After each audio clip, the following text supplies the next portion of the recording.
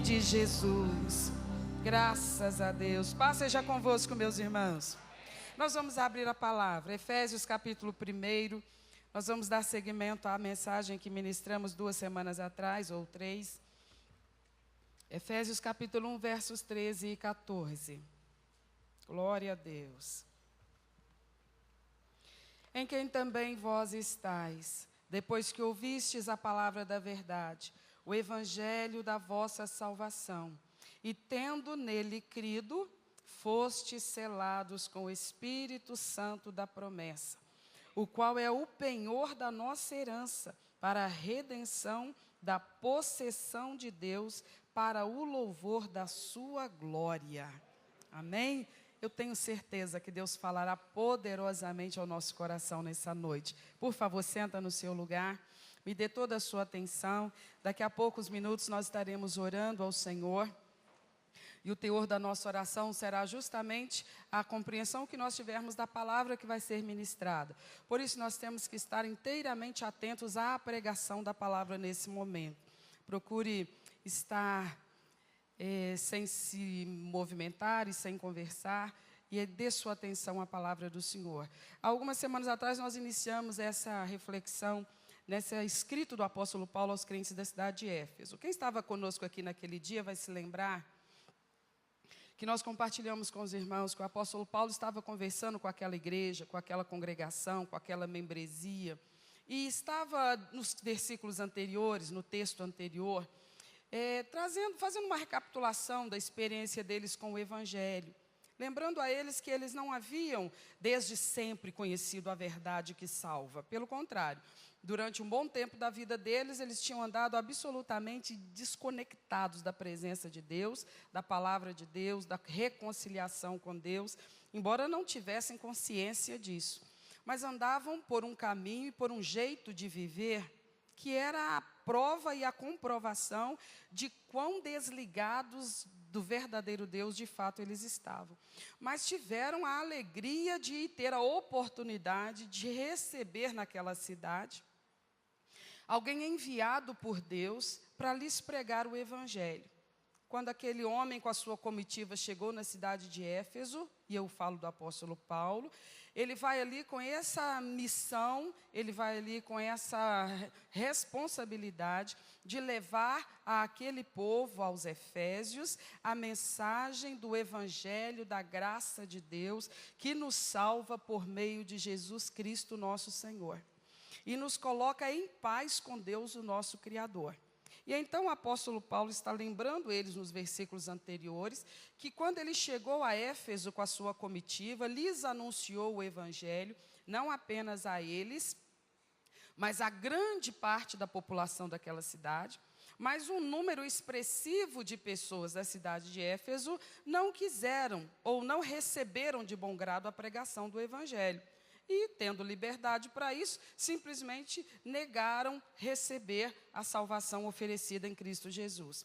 Porém, uma boa quantidade também, tendo tido acesso à mensagem do evangelho, puderam ouvir, refletir, compreender e, por fim, deram uma resposta positiva àquela oferta que estava sendo feita a eles. Desde aquele momento, passaram a confessar Jesus Cristo como alguém em quem eles criam para a sua salvação. Jesus tornou-se, então, o único objeto da sua fé. Toda a sua devoção, toda a sua adoração, todo o seu serviço espiritual agora se direcionando para uma única pessoa, Jesus Cristo. Que agora, por conta da pregação do evangelho aos seus ouvidos, eles compreendiam ser o único que de fato nos encaminha de volta a Deus, o nosso Criador. O único que de fato nos reconcilia com aquele que é o supremo, o soberano Deus, e com quem nós estávamos em inimizade. Estávamos desligados dele, estávamos vivendo num rumo, num ritmo, numa direção contrários ao verdadeiro Deus, numa situação perigosíssima. Mas pela misericórdia do Deus para quem dávamos as costas, Ele envia a mensagem do evangelho. E felizes os ouvidos que ouvem de bom grado a mensagem do Evangelho de Cristo Jesus.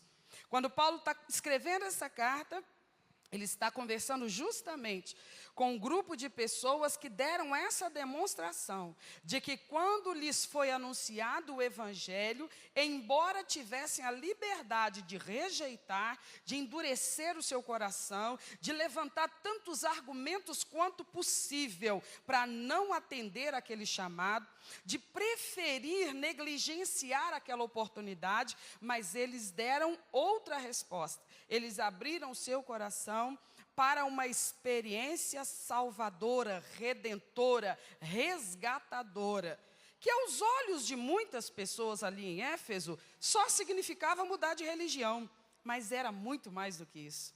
Era muito mais do que isso. Receber o Evangelho de Cristo é muito mais do que meramente trocar de religião. É começar finalmente a viver uma experiência que só por meio de Cristo é possível viver. A experiência da comunhão com Deus, da reconciliação com Deus, da vida verdadeiramente vivida na presença de Deus. Então o apóstolo Paulo inicia nessa porção que nós começamos a estudar, a partir do versículo 13, dando esse resumo do que foi esse momento na vida daqueles irmãos, em quem também vós estáis em Cristo. Por quê? Porque ouvistes a palavra da verdade, o evangelho da vossa salvação, e ouvindo, eles haviam crido, porque ouviram, corresponderam crendo, agora eles estavam em Cristo. Então são circunstâncias na vida de uma pessoa que ela recebe de coração aberto o Evangelho, ela dá uma resposta positiva ao Evangelho. São circunstâncias que passam a existir na vida dessa pessoa, que elas, em primeira mão, não são visíveis aos olhos das outras pessoas. Parece que a única coisa que a pessoa fez de verdade foi mudar de religião, mas não é o que a Bíblia diz. Paulo diz assim: porque vocês ouviram o Evangelho, e podendo descrer, vocês creram.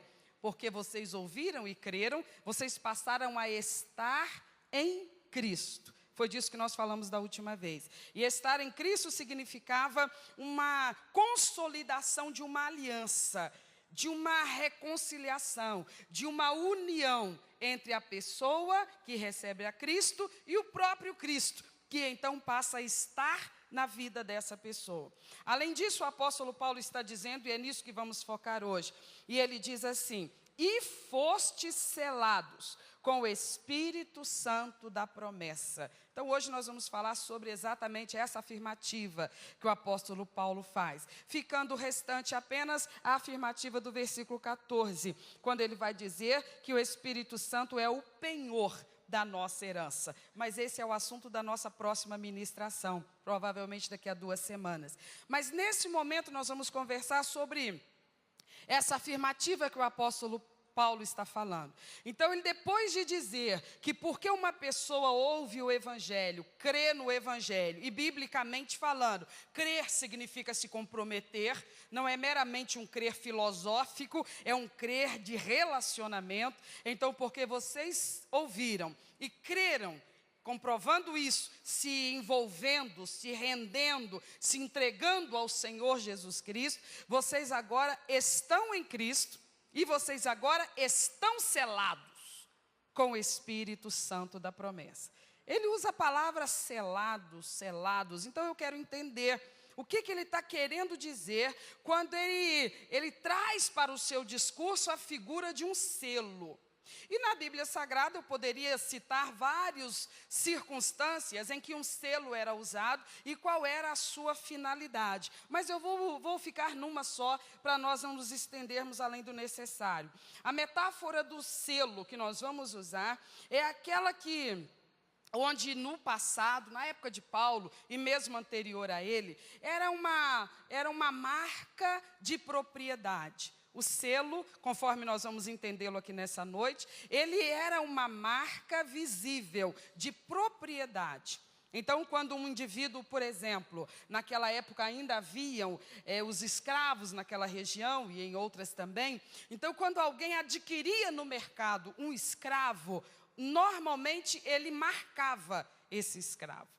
E essa marca era alguma coisa, para não usar outra palavra, uma coisa patenteada, era a marca daquele indivíduo, daquela propriedade, daquele proprietário.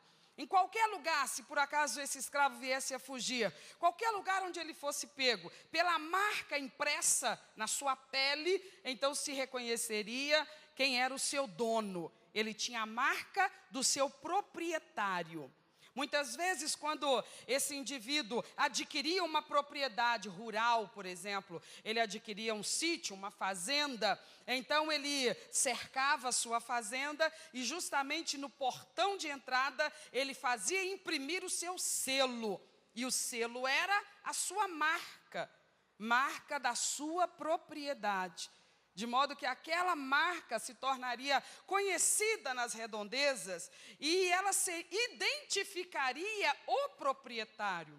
Quando se observasse alguma propriedade, não precisava ir longe, sair perguntando de quem é, a quem pertence. Bastava consultar a marca.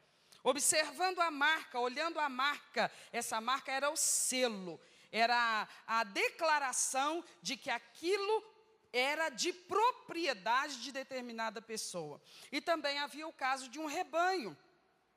Quando o homem adquiria novas cabeças para o seu rebanho, seja o seu gado, sejam as suas ovelhas, então, normalmente, aquele fazendeiro imprimia no couro, na pele daquele animal, o seu selo, a sua marca. Então, Paulo está usando aqui essa expressão que nós somos selados, querendo nos remeter a esta realidade.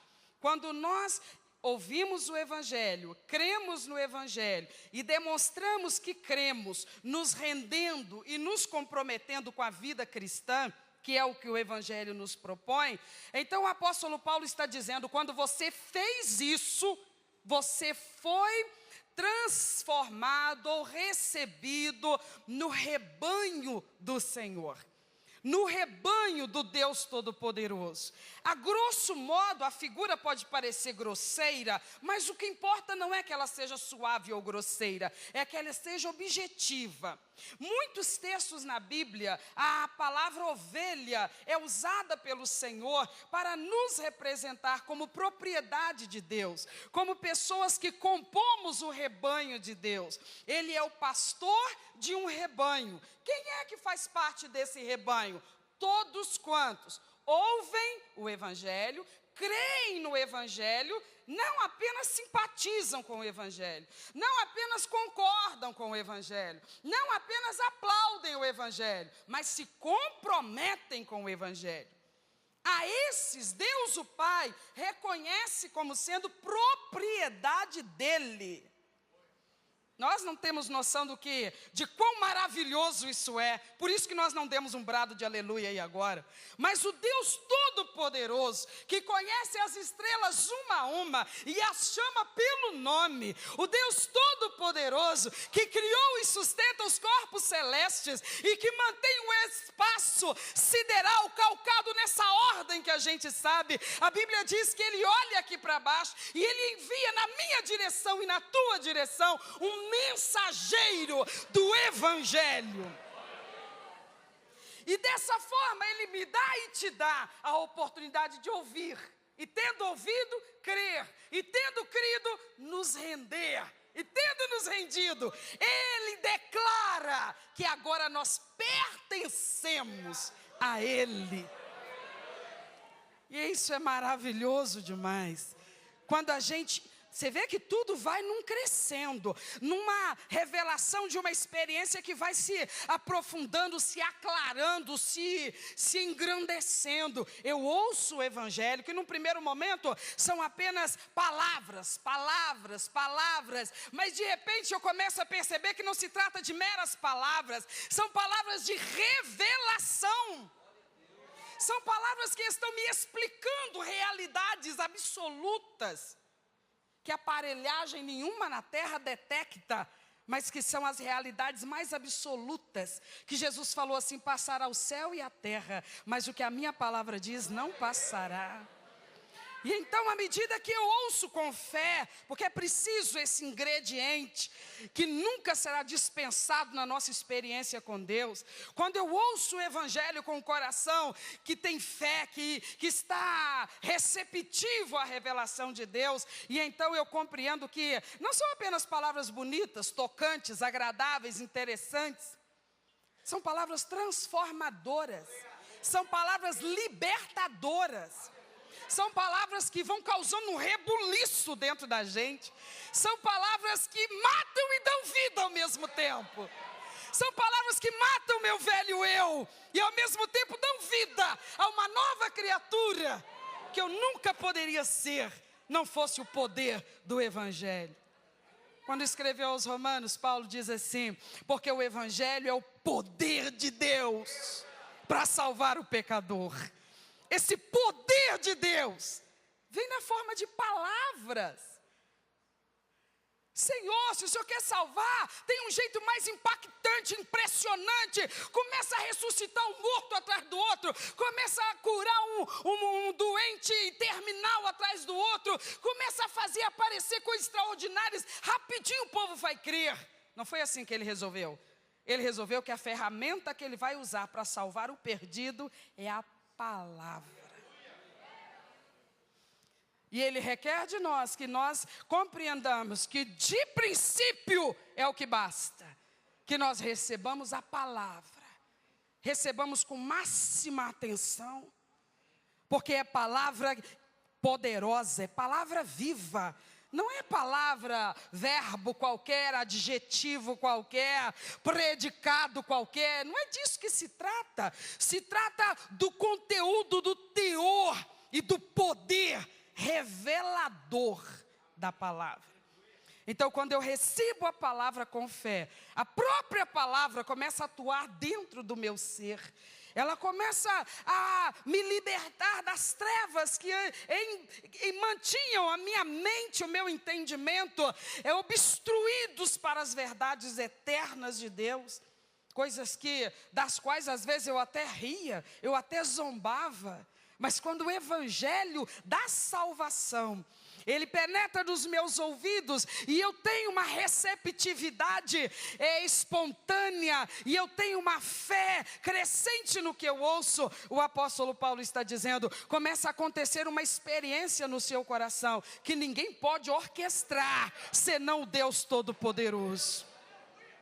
É Ele que dá vida aos mortos. E quando Ele faz isso, Ele coloca dentro de nós uma realidade espiritual que antes não existia. Nós estávamos mortos, adormecidos, insensíveis, inatingíveis das verdades espirituais. Mas porque nós começamos a ouvir o Evangelho e cremos nele, o Senhor Deus começa a trabalhar no mais profundo do nosso ser. E é lá no mais profundo do nosso ser que o Evangelho começa a atuar. É lá no mais profundo do ser de cada indivíduo que primeiramente ouve com seus ouvidos. É lá no profundo da sua alma. O salmista diz, no recôndito da minha alma. Lá nas profundidades do meu ser, enquanto indivíduo, personalidade, pessoa, o Senhor começa a trabalhar na minha vida e clarear as trevas que imperavam ali. E de repente eu começo a perceber realidades espirituais que eu não consigo, por muito tempo, sequer traduzir em palavras, mas eu começo a perceber e a desfrutar delas. Se alguém chegar nos primeiros tempos da minha conversão e me perguntar e me pedir, me explica, como é que é isso? Eu digo, não sei te explicar, eu só sei que eu sinto o que eu sinto. Você fala que Deus está contigo, como assim? Deus sempre está com todo mundo. E eu digo, não, agora é diferente. Mas diferente como? Eu ainda não sou capaz de te explicar. Por enquanto eu só sou capaz de desfrutar. E eu sei te dizer que é maravilhoso demais. É tudo que eu procurava, é tudo que eu buscava. Eu só sei te dizer que se eu tivesse sido mais humilde, eu teria recebido o Evangelho há mais tempo. Porque o evangelho me foi oferecido tantas vezes no passado, mas eu era muito arrogante, muito orgulhoso. Mas se eu fosse mais humilde naquele tempo, eu já estaria desfrutando do que desfruto agora, há décadas atrás. E eu não teria me arrependido de nada, porque não há nada que se compare com isso. Não há prazer que se compare a isso. Não há lugar onde se extraia tanta paz como nesse relacionamento com o verdadeiro Deus, lá no mais profundo do meu ser. Eu sou o templo, eu sou o altar, onde habita a presença do Altíssimo. Você é o templo, você é o altar, onde Ele manifesta a presença dEle. Desde quando Ele faz isso? Desde o dia em que nós começamos a ouvir com corações humildes o Evangelho, com fé, que era Deus falando conosco. E a palavra foi produzindo o que só ela pode produzir: libertação, transformação. Jesus falou assim: quando você conhecer a verdade vai libertar você. E hoje nós sabemos do que se trata. Paulo escrevendo então aos irmãos ali de Éfeso, ele está dizendo: o que aconteceu com vocês? Vocês ouviram, vocês creram, e vocês estão em Cristo, e vocês estão selados. Por favor, Salmo de número 100. Salmo de número 100, no versículo 3, o salmista faz essa declaração.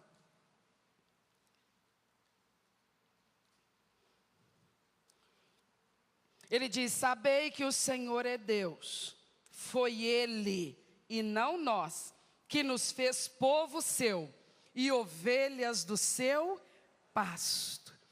A palavra diz que o Senhor Deus fez isso na minha vida. O Senhor Deus fez isso na sua vida. Ele transformou a nossa vida em propriedade dEle. Ele entrou na nossa vida, não para nos visitar. Se eu orar e disser: Senhor, vem e visita a tua igreja, e Ele não visita a sua igreja, Ele mora na sua igreja, Ele habita na sua igreja. O Senhor Deus tomou posse daquelas pessoas que se renderam a Ele. Quando eu recebo o Evangelho com fé, quando eu sou receptiva à pregação do Evangelho, esse mistério de Deus começa a acontecer lá no profundo do meu ser. A obra de Deus se instala na minha vida. Isso é confirmado lá dentro do meu ser. O apóstolo Paulo está dizendo: é no teu ser, é na sua estrutura particular, pessoal, individual, que Ele está agindo e dando demonstrações de que agora você pertence a Ele. O Deus Todo-Poderoso, Ele tem um rebanho na face da terra. E eu não fazia parte desse rebanho. Você não fazia parte desse rebanho. Isaías diz isso, capítulo 53, versículo 6. Ele declara: todos nós andamos desgarrados como ovelhas. Cada um de nós se desviava pelo seu próprio caminho, mas o Senhor fez cair sobre ele a iniquidade de todos nós. Nós não reconhecíamos o senhorio de Deus sobre a nossa vida. Nós éramos o nosso próprio Deus. Quem dominava, quem comandava a nossa vida éramos nós mesmos. Ou então as pessoas que nós amávamos, ou os nossos amigos, ou a sociedade, ou as filosofias da época, da era. Nós não nos dobrávamos diante de Deus. Dizíamos ter uma fé, e talvez tínhamos mesmo.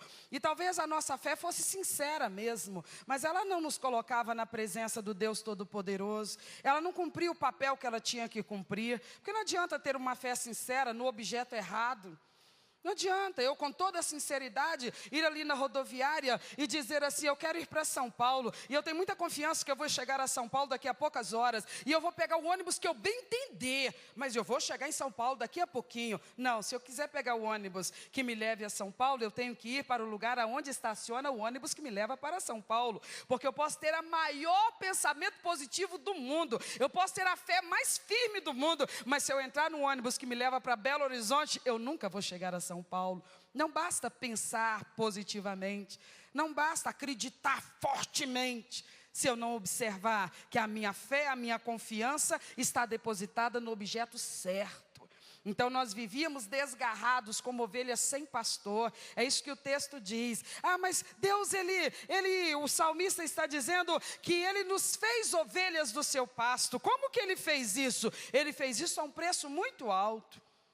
A um preço muito alto, e é disso que o Evangelho me fala. É por isso que eu preciso ouvir o Evangelho com humildade, com simplicidade, com fé. Porque o que o Evangelho de Jesus Cristo tem para me falar? Por que Ele é essencial para que eu me torne ovelha do rebanho do Pai, o Deus Todo-Poderoso? Porque o pagamento para que eu seja posse do Deus Todo-Poderoso é o precioso sangue de Cristo derramado naquela cruz. E alguém dirá, ora, mas o sangue já foi derramado, então o preço já foi pago por todos. O que me resta então? Me resta me apropriar do sacrifício de Cristo. Porque se eu não me apropriar, eu não sou beneficiada por Ele. Não, mas é lógico que eu quero, é só isso? É só dizer assim, Senhor, eu me aproprio do sangue derramado na cruz, então por favor, registre-me como ovelha do teu rebanho. Começa por aí, mas quer dizer mais do que palavras. Quer dizer vida rendida aos pés do Senhor.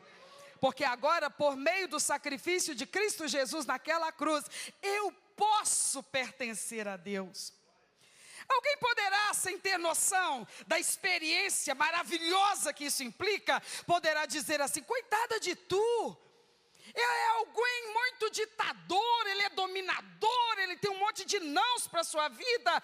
Tu vai sofrer na mão dele, tu não vai ter liberdade para nada. É uma vida sem aventura, sem lazer, sem prazer, sem cor, sem alegria. E eu direi para essa pessoa, você fala com muita eloquência de alguma coisa que você não conhece.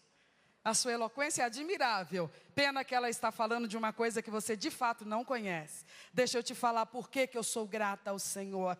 Porque a coisa mais maravilhosa que poderia me acontecer nesta vida é me tornar ovelha do bom pastor. Eu fui uma ovelha desgarrada. Quantos de nós aqui nós fomos e andávamos como ovelhas desgarradas, sem pertencer a rebanho de ninguém. Nós éramos hora de um, hora de outro. Dependia da moda. Quando ela aplaudia determinado comportamento, então nós pertencíamos àquele comportamento. Quando aquilo passava e vinha outro comportamento, aquele agora era o nosso novo dono. Quando chegava um companheiro, um amigo, um colega novo na roda, ele nos inseria num determinado vício, aquele era o nosso novo senhor. Daí a pouco vinha alguém e dizia, não, isso aí não está com nada, deixa eu te explicar uma coisa que é muito mais maneira. Então a gente largava aquilo e aquele outro vício era o nosso próximo senhor. Era assim, nós ficávamos igual bola de ping-pong, hora debaixo do senhorio de um, hora debaixo do senhorio de outro. E no final das contas, nós achávamos que éramos livres e nós éramos escravos de tantos e tão poderosos senhores que nos dominavam. Mas a palavra diz, o Deus, o Pai Todo-Poderoso, Ele olhou para nós e Ele desejou ser o nosso possuidor. Ele desejou se apropriar da nossa vida. E a gente pergunta, mas por que, Senhor? O que poderia haver em mim que despertaria o teu interesse? Em que te acrescentaria eu ser alcançada para o teu rebanho? Não há nada de impressionante em mim. Mas ele diria, foi por amor. É por amor. É sempre por amor. Não, merecimento de fato não tem não, mas amor. O amor me move para querer ser o teu dono, o teu proprietário. E o Paulo diz assim, quando ele nos enviou alguém com a mensagem do Evangelho, era essa a oferta que ele estava nos fazendo, que se nós crêssemos no Evangelho, demonstrássemos isso, nos rendendo ao Cristo do Evangelho, então por conta do que Cristo fez na cruz do Calvário, nós nos tornaríamos rebanho, ovelhas do seu rebanho. E como ovelhas do seu rebanho, Ele nos colocaria, nos imprimiria a sua marca. Porque Deus tem uma marca. A marca de Deus, o selo de Deus. Ele tem uma marca patenteada no universo invisível. Que no mundo invisível é perfeitamente detectável.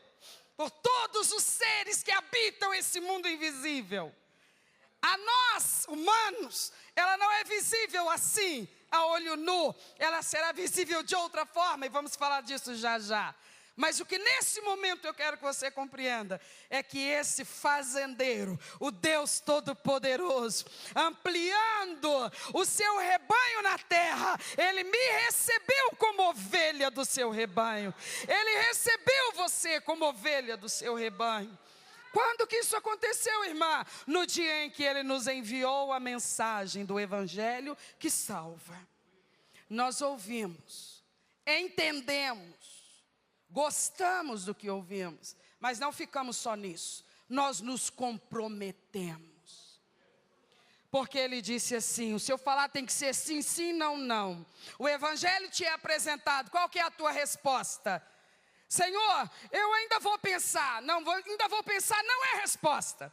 É sim ou não? Senhor, talvez mais para frente, também não reconheço essa resposta. Eu só reconheço sim ou não. O Evangelho está sendo te apresentado. Qual é a sua resposta? Senhor, eu estou, sabe, pendendo a dizer um sim, mas isso ainda não é um sim.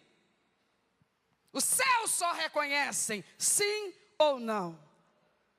Ah, mas eu circulo pelo meio dos evangélicos há muito tempo, me sinto muito bem, eu acho que não vai demorar muito. Bom, tomara que não. Mas o fato é que na presente situação, quem está nessa postura está dizendo não para o Evangelho. Não existe meio termo. O Evangelho chegou aos meus ouvidos, chegou aos teus. O Evangelho, glória a Deus, chegou ao nosso conhecimento. Maravilhoso, não é? É maravilhoso ou não é? É, mas também é perigoso. Porque agora a oferta já chegou ao nosso conhecimento. Nós só temos duas respostas a dar. Ou é sim ou é não. E alguém dirá, eu ainda não estou pronto para dar uma resposta. Eu te digo, você já deu a sua. Porque os céus só reconhecem duas. Ou eu já disse sim, ou eu ainda estou dizendo não. E quando eu digo sim, quando eu me comprometo com o Evangelho de Cristo Jesus, o apóstolo Paulo está dizendo, o proprietário desse rebanho tem uma marca de propriedade. E ele sela cada uma das suas ovelhas com essa marca. Ele crava essa marca na sua vida.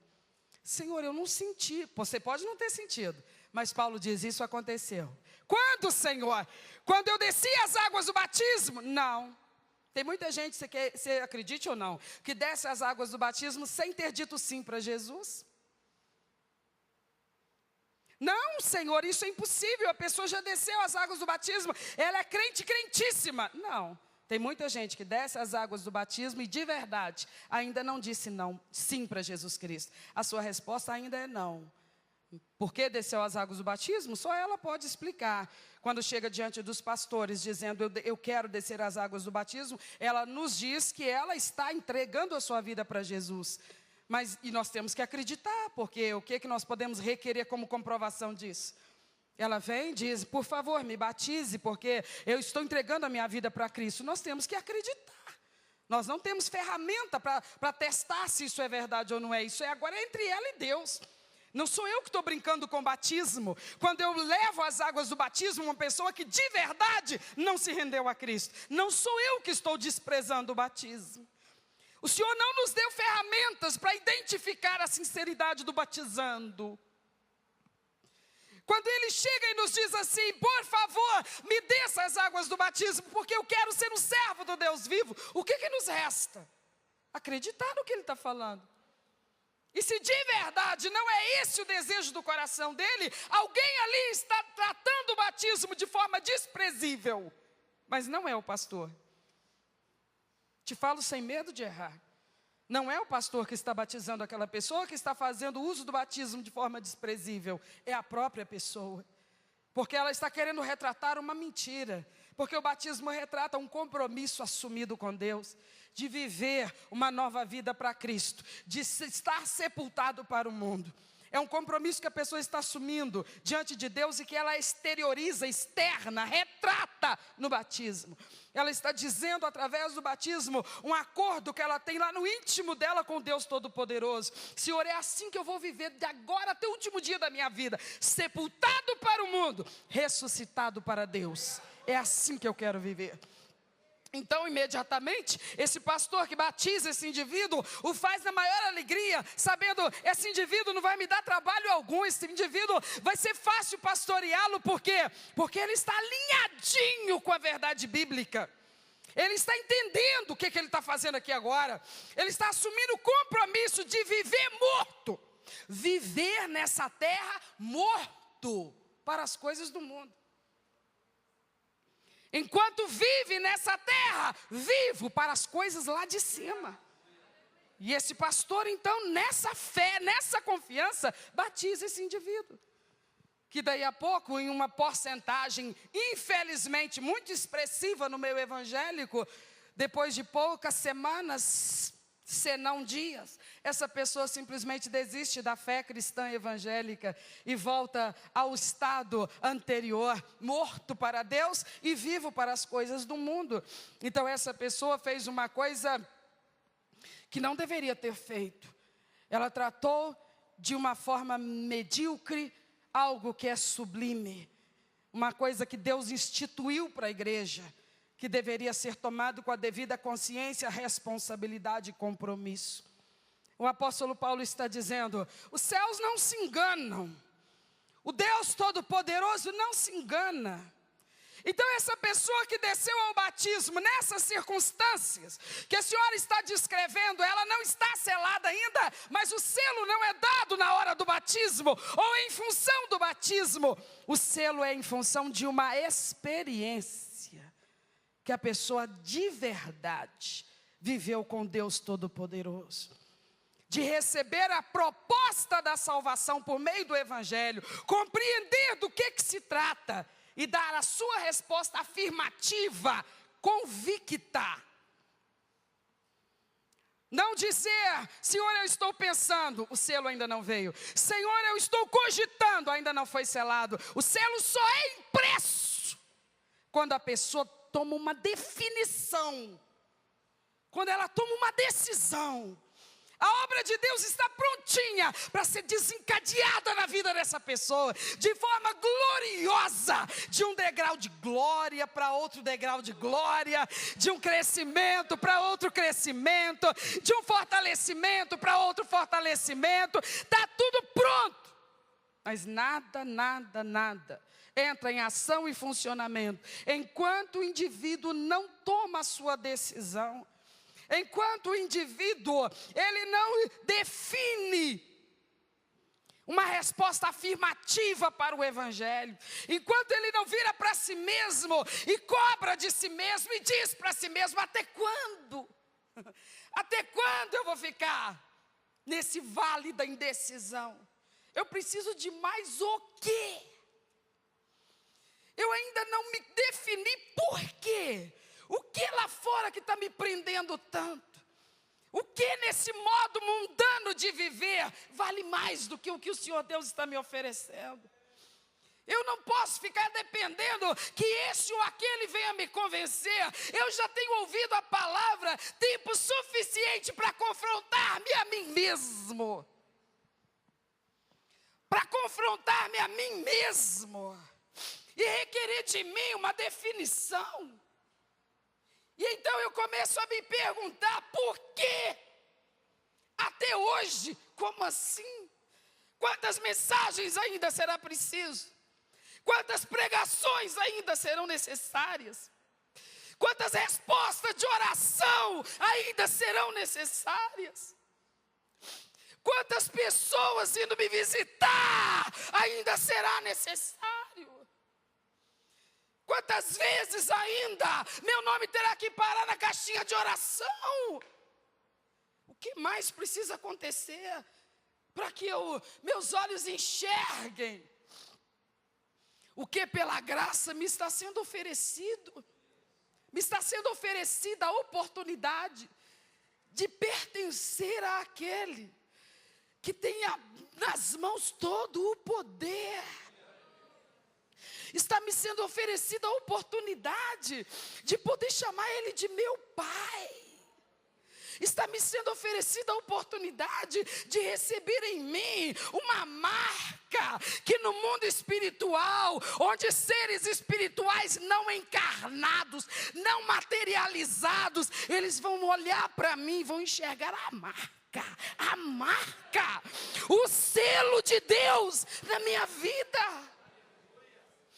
O que eu estou esperando? Qual que é a minha desculpa, justificativa ou explicação? Para depois de saber do que se trata, eu não dar definitivamente a minha resposta. Porque eu fico nessa indecisão. Paulo está dizendo, nós precisamos compreender que as coisas acontecem numa dinâmica do agir de Deus com o agir do homem. Porque o Senhor Deus que deseja ser o proprietário, o possuidor das nossas vidas, Ele poderia, com a autoridade que tem, com a soberania que lhe é peculiar, Ele poderia ir marcando e selando todo mundo, pronto, acabou. Mas Ele não quer ser servido por uma imposição. Ele pede, filho meu, dá-me o teu coração. E esse pedido não precisaria de insistência se nós tivéssemos o mínimo de lucidez. Se pudéssemos avaliar as coisas reais da existência humana, nós entenderíamos, é lógico que eu quero. Mas eu não poderia querer outra coisa. Eu não poderia querer outro jeito de viver. Mas olha, tem vozes de tudo quanto é canto tentando me tirar do caminho, e eu só tenho uma resposta para dar: não perca sua saliva comigo, não perca sua saliva comigo, nada me afastará de Deus, o meu Salvador. Isso não é conversa qualquer. Aleluia. O apóstolo Paulo deixa muito claro, quem ouve, crê, passa a estar em Cristo e passa a estar selado com o selo de Deus.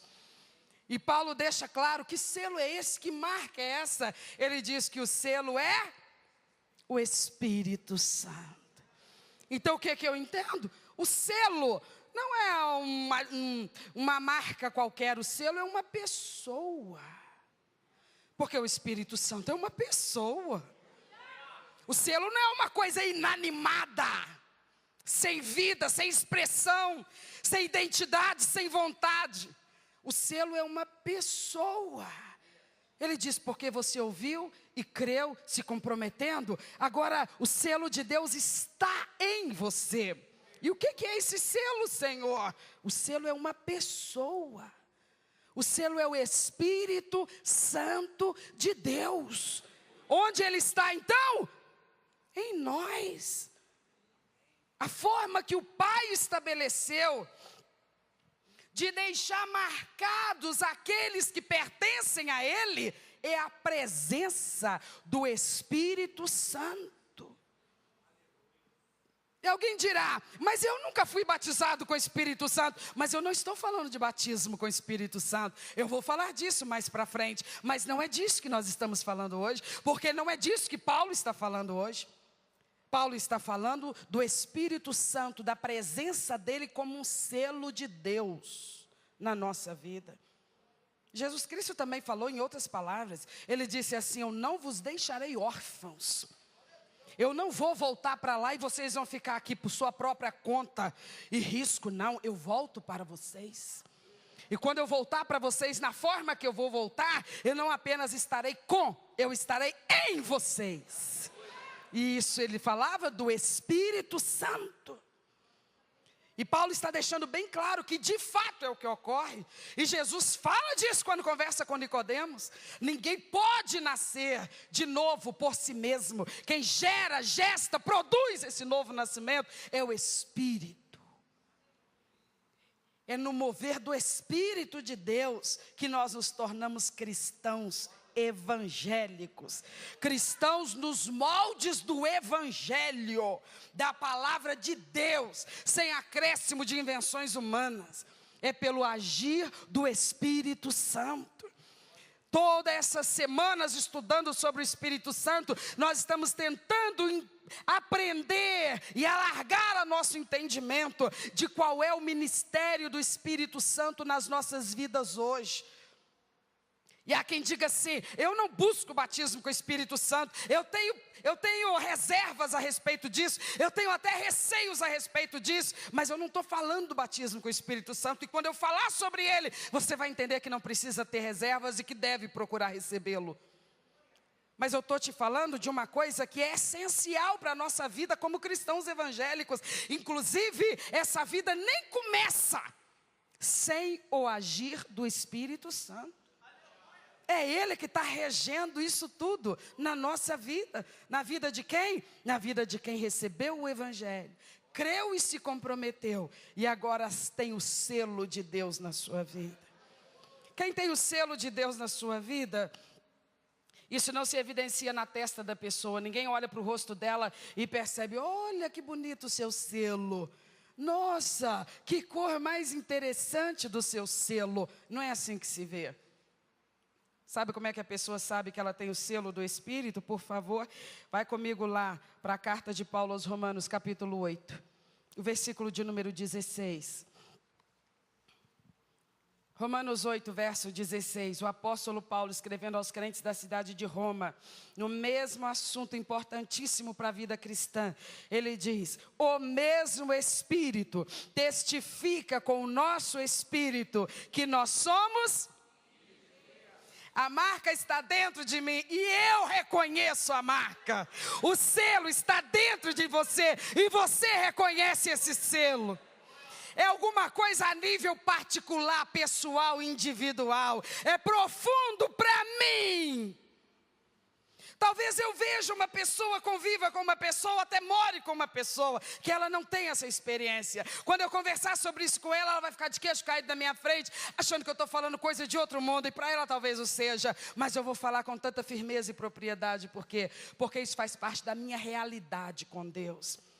Isso faz parte da nossa experiência com Deus. O selo de Deus na nossa vida pode ser um mistério para o mundo inteiro, mas não para nós.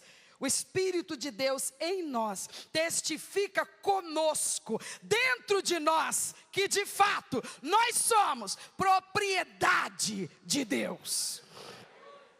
Algumas circunstâncias em que nós estamos em algumas situações totalmente sozinhos, não há ninguém da igreja conosco, não há ninguém da família conosco, não há ninguém conhecido perto de nós, e algumas possibilidades são apresentadas para nós de assim, uma intensidade de prazer, de satisfação extraordinários, e a gente ouve aquilo e a pessoa descreve como é que vai ser legal, como é que vai ser agradável, como é que vai ser prazeroso, e a gente vai no outro mundo e volta, e a pessoa faz o marketing, a propaganda daquilo que ela está nos oferecendo, mas lá no fundo do nosso ser, a marca conversa conosco, o selo sinaliza para nós: você é propriedade exclusiva de Deus, você não pertence a isso aí, você pertence àquele lá em cima, você não pertence a essas coisas, você pertence às coisas lá de cima. Quando você de verdade tem o selo de Deus na sua vida, a voz desse selo, você discerne ela. Alguém vai dizer: nossa, mas tua vida é muito sem graça. Alguém vai dizer: nossa, mas tu é muito ultrapassado, tu é muito quadrado. Aquilo tudo vem nos seus ouvidos, mas a voz que ecoa mais alto é a voz do Espírito, do selo lá dentro de nós, dizendo para nós o tempo todo: você não deve. Você não participa dessas coisas. Por que não, Senhor? Porque você já tem um dono. Porque essas coisas aí, quando elas entram na vida das pessoas, elas tomam posse das pessoas. Elas se tornam senhores das pessoas. E essas pessoas perdem a vontade própria.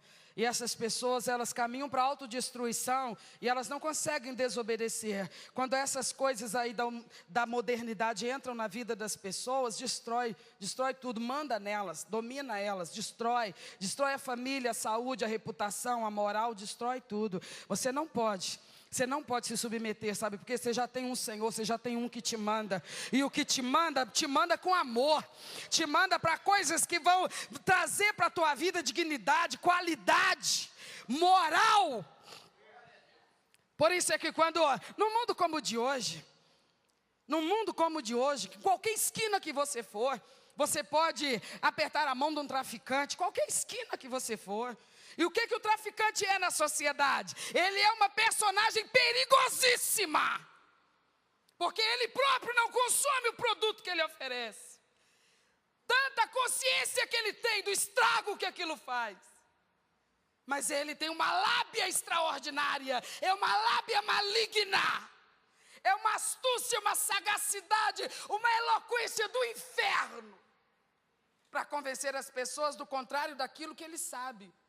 Ele sabe que se o indivíduo experimentar aquilo que ele está oferecendo, a vida do indivíduo não vai ficar de boa.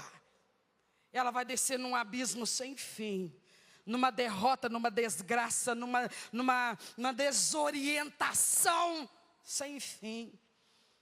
Mas ele vem com ares de amigo, de simpático e de alguém que está oferecendo o céu na terra.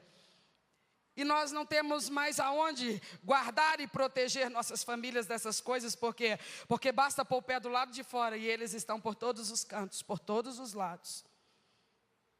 E pobre deles, se eles não se converterem a Cristo e pararem de traficar. O juízo de Deus na vida desses traficantes será severo, porque eles não apenas, eles destroem a vida de usuários, eles destroem a vida de famílias inteiras. E Deus exigirá contas deles quando chegar o dia final, o dia do juízo. Felizes aqueles que aceitarem a oportunidade de serem salvos pelo Evangelho da Graça e parar com essa atividade tão perniciosa na sociedade. Mas se por acaso um desses eloquentes vendedores das coisas alucinógenas chegarem aos ouvidos de um homem, de uma mulher, de um moço, de uma moça, de um menino, de uma menina que tem o selo de Deus, eu te garanto, a voz do selo virá lá do fundo da alma desse crente. A voz do selo se fará ouvir, porque o doce Espírito de Deus fala. Ele fala e se faz ouvir. E na mesma hora, Ele acionará dentro da nossa consciência, da nossa capacidade de decisão, um comando, vindo diretamente daquele que é o nosso proprietário. E Ele dirá: você não pertence a essas coisas, você pertence a mim, o Deus Todo-Poderoso. Ele nos dirá: não se entregue a essas coisas, você já se entregou a mim. Você tem a marca da minha propriedade na sua vida.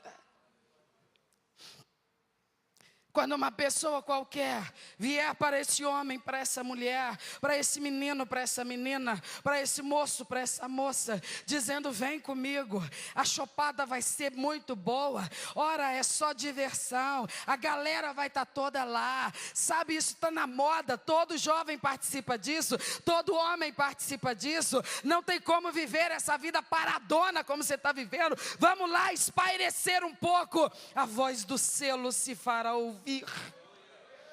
Embora Ele não tomará a decisão por nós, mas lá do fundo da nossa alma virá a voz do Espírito de Deus, dizendo: você não deve se entregar a isto, porque você já se entregou a outro. Você tem um dono, tem um Senhor, tem um proprietário. Honre essa aliança, respeite essa aliança. Você não se pertence mais, você entregou a si mesmo para Ele. Você fez isto. Você ouviu o Evangelho, você entendeu o Evangelho, você creu no Evangelho e você se comprometeu. Quando você se comprometeu, você fez isto. Você se deu para Ele. Honre isto. Morra se preciso for, mas honre isto. Vá ao extremo que necessário for, mas honre esta aliança. Porque não é aliança feita com uma denominação, não é aliança feita com um ser humano, é aliança feita com Deus Todo-Poderoso. Não se brinca com ninguém, que se dirá com Deus Todo-Poderoso. Ah, mas a voz, as vozes que me chamam, que me convidam, são vozes que estão ao ponto de me convencer. É porque você não está inteiramente entregue, inteiramente rendido. A voz tem te chamado, venha mais perto, venha para mais perto. A voz incessantemente te chama, se aproxime dele. Ele é a fonte da tua força, ele é a fonte do teu vigor. E alimente-se dele, beba dessa água, coma desse pão, viva dele. Ele está pronto para sustentar você. Tem um caminho melhor, e é o caminho que Ele propõe para nós. E o Evangelho e os profetas dizem: muitos sábios não entendem o caminho. A sua sabedoria é tão imensa, entende tanta coisa, mas não entende isso, que não há caminho melhor do que o caminho da vida, debaixo do governo de Deus. Paulo diz: as pessoas não estão vendo, mas você sabe. É dentro de você que a coisa acontece. Nós somos o templo, a habitação do Todo-Poderoso. É dentro de nós que a coisa acontece. O outro está me chamando por quê? Porque não acontece dentro dele, então ele não entende. Mas acontece dentro de mim, eu entendo. Eu não vou. Eu não participo, eu não gosto, eu não aprovo, não, eu não acho bacana. Nossa, mas é totalmente fora de moda você falar assim, mas é assim que eu falo, porque é assim que aquele que domina a minha vida me ensina. Eu não serei arrastado por nenhuma dessas coisas, que algum prazer podem dar, mas a custo tão elevado. Enquanto que eu posso viver, não apenas aqui e agora prazeres, mas eu posso viver prazeres eternamente. Pela graça, pela misericórdia do Deus Todo-Poderoso. Então eu sei que o que o Senhor Deus está dizendo está acontecendo na minha vida e na sua. Porque nós cremos no Evangelho, amém, meus irmãos? E porque cremos, nós nos entregamos a Cristo, nós já somos cristãos, amém, meus irmãos? Nós já somos convertidos ao Senhor. Nós honramos o batismo, nós não descemos daquelas águas para tomar um banho qualquer. Ali foi um símbolo que nós honramos todo dia. Eu morri. Vem comigo, não vou não, eu estou morto para essas coisas. Mas antes não podia chegar no carnaval que tu endoidava. Antes eu endoidava. Mas aquele doido morreu. Eu estou morto para essas coisas.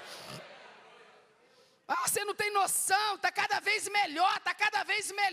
E eu estou cada vez mais morto para essas coisas. Sai de mim, Satanás, vai tentar outro. Porque eu não vou, eu não quero, eu não preciso, eu não busco mais essas coisas. Antes eu buscava e precisava porque vazio eu estava, mas agora o Senhor preenche a minha alma, a alegria da presença dEle. Eu não troco isso por nada, eu não posso trocar isso por nada, seria loucura. Pedro diz isso, ele diz: para quem iremos nós? Se cometêssemos a loucura de te abandonar, nós te trocaríamos por quem ou pelo quê? Só o Senhor é verdadeiro, só o Senhor fala a verdade com a gente. Só o Senhor pode prometer e cumprir. Eu quero mais o quê? Não tem mais, acima do Senhor não tem mais. Tu és o máximo que eu poderia ter na minha vida. Glória a Deus, glória a Deus, glória a Deus, que o Evangelho está agindo na minha vida e na sua vida. 2 últimos textos e nós vamos encerrar. Efésios 4:30.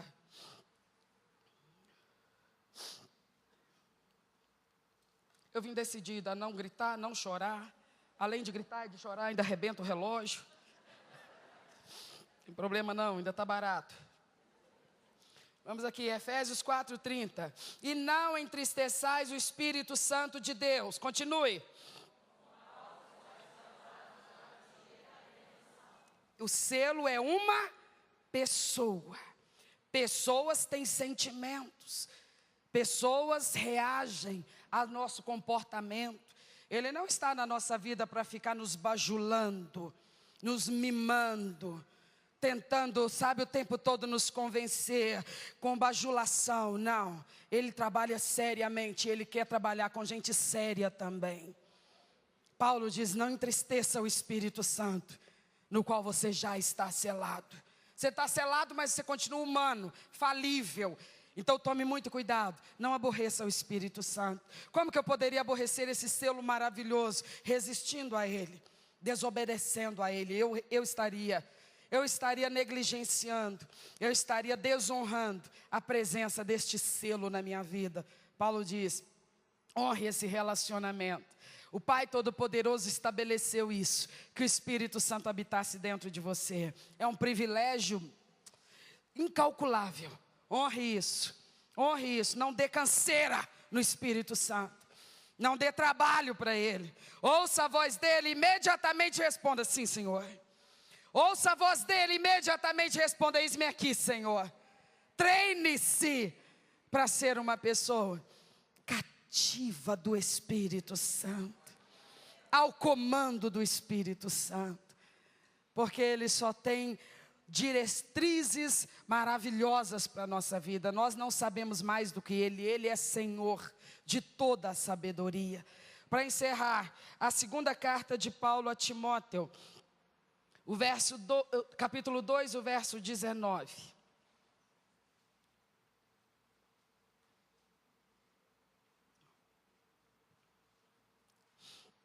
Encontramos?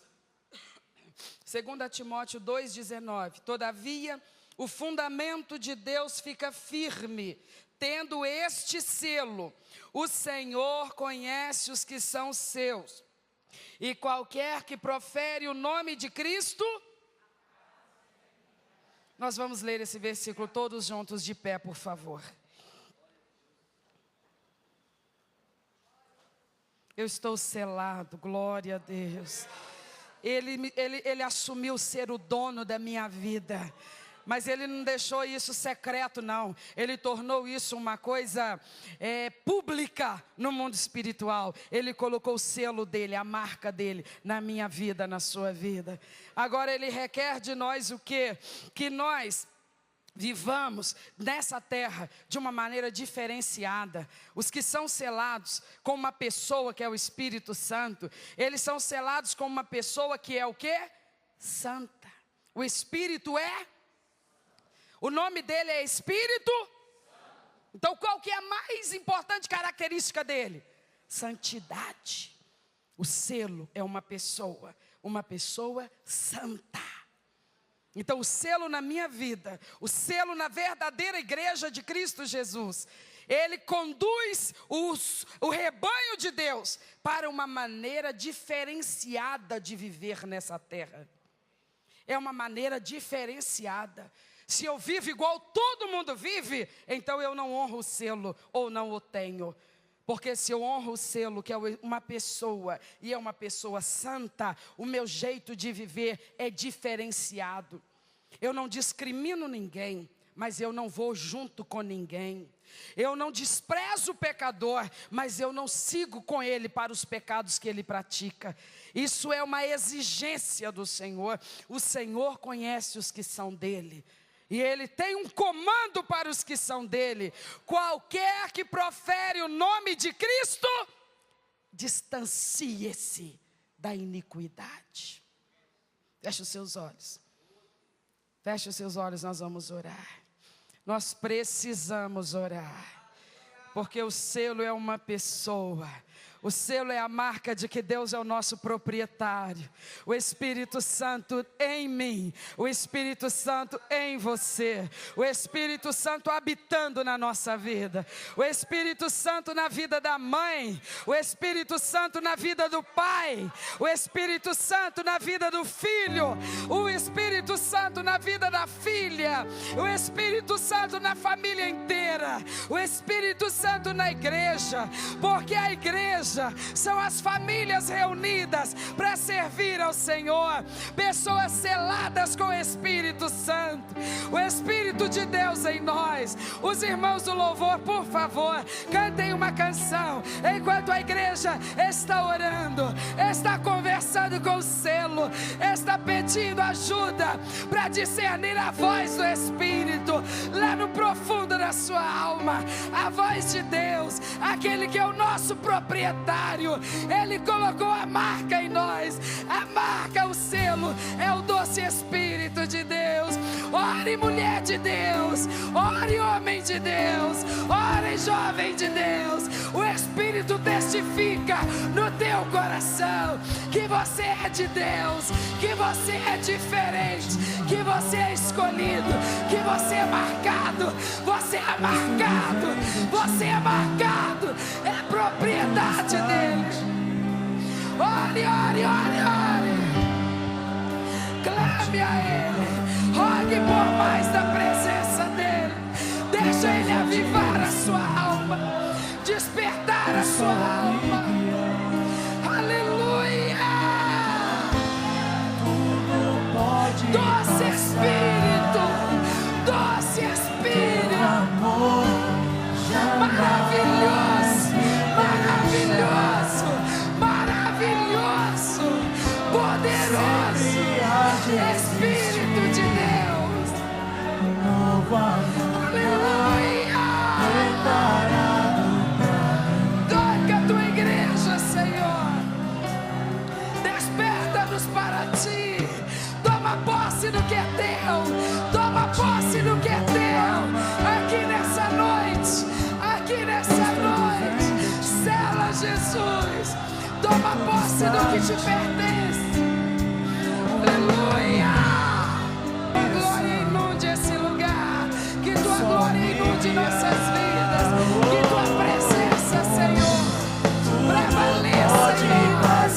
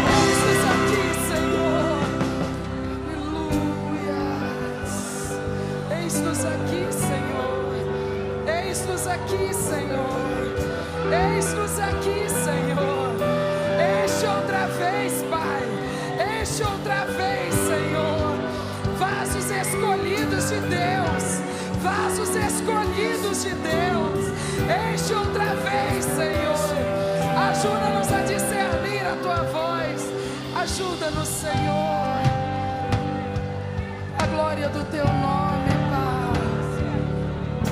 Poderoso Deus, maravilhoso Deus, maravilhoso.